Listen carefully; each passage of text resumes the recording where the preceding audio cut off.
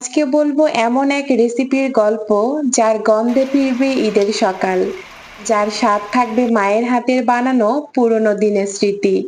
হ্যাঁ, আজ রান্না করছি জম্পেশ একদম হোটেল স্টাইলের কলিজা ভুনা।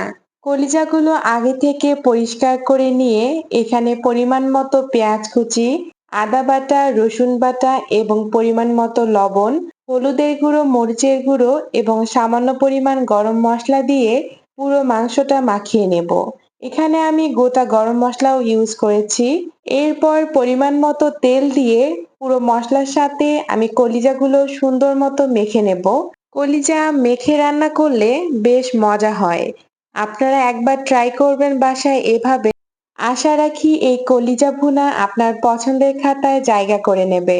আমি এখানে কলিজার সাইজগুলো একটু বড় করে রেখেছি। আপনারা চাইলে আপনাদের পছন্দ মতো যে কোনো সাইজের করে নিতে পারেন। এখানে আমি ইউজ করেছি আলু কুচি। আলুগুলো ছোট করে কিউব করে দিয়েছি, তাহলে খেতে বেশ মজা হয়। আপনারা চাইলে আপনাদের পছন্দ মতো যে কোনো সাইজের করে কেটে নিতে পারেন।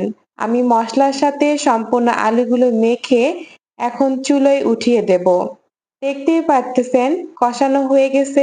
আমি এক্সট্রা কোনো পানি দেইনি। কলিজা থেকে সামান্য পানি বের হয়ে পুরো মশলাটা কলিজার ভিতর ঢুকে যাবে।